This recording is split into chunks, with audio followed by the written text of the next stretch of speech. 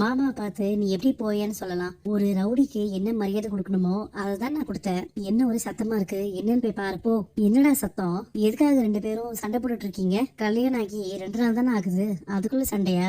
ஒண்ணும் இல்லம்மா, சும்மா பேசிட்டு இருந்தோம். உங்க வீட்டுல நீ எப்படி வேணாலும் இருந்திருக்கலாம், ஆனா இங்க அப்படி இருக்க கூடாது. இந்த கத்துறதெல்லாம் இங்க வச்சுக்க கூடாது. நீங்க கத்துற வரைக்கும் நானும் கத்தல. நீங்க சத்தமா பேசினதுக்கு அப்புறம் தான் நானோட பேச ஆரம்பிச்சேன். நீங்க சத்தமா பேசினா நானும் சத்தமா தான் பேசுவேன். என்னாச்சுங்க உங்களுக்கு? நானும் பாத்துட்டே இருக்கேன். யார்கிட்டயோ அடி வாங்கின மாதிரி உட்காந்துட்டு இருக்கீங்க. என்னடி பேசுற? தங்கராஜ் யாராச்சும் அடிக்க முடியுமா? அவனே ஏதோ டென்ஷன்ல இருக்கான், நீ வேற அவனை வெறுப்பேற்ற மாதிரி பேசாத. போன்ல இப்போ உன் ஃப்ரெண்டு நீ எதுக்கு போயேன்னு சொன்ன? படிக்கும் போதே நானும் என் ஃப்ரெண்டும் அப்படிதாங்க பேசிப்போம். இன்னைக்கு ஏங்க நீங்க இப்படி நடந்துக்கிறீங்க? நீ வேணுட்டு தானே போயேன்னு சொன்ன. இப்போ நான் ஏங்க அப்படி சொல்லணும்? நான் நிறைய தடவை என் ஃப்ரெண்ட்ஸ் கிட்ட பேசும்போது போயா அப்படின்னு தான் சொல்லியிருக்கேன்.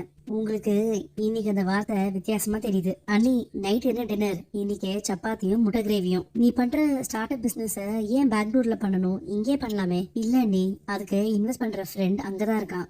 வீட்டுல பணம் கொடுத்துருந்தா நான் இங்கே ஆரம்பிச்சிருப்பேன். எனக்கு தேவையான பணத்தை என் அண்ணன் கொடுப்பாரு. என்கிட்ட இப்போ 5 பைசா கிடையாது. பேங்க்ல இருக்க எல்லா லோனையும் நான் வாங்கிட்டேன். இனிமேல் புதுசா ஏதாச்சும் லோன் தந்தாதான் நான் அதை யூஸ் பண்ண முடியும். ஏமா, உங்க வீட்டுல உங்க அப்பா கிச்சன்ல தான் இருப்பாரா, ஹால்ல தானே இருப்பாரு?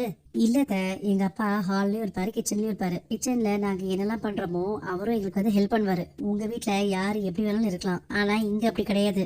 இந்த வீட்டுக்குன்னு சில பழக்க வழக்கம்லாம் இருக்கு.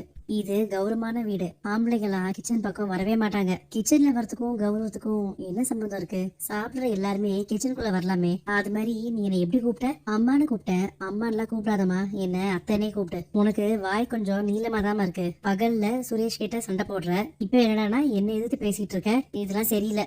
6 வருஷமா நான் கேட்கணும்னு நினைச்ச விஷயத்த நீ 2வது நாளே கேட்டுட்டே மதி. உன் கையை கொடு. சூப்பர் மதி, நீ நல்ல பாயிண்டா பேசின.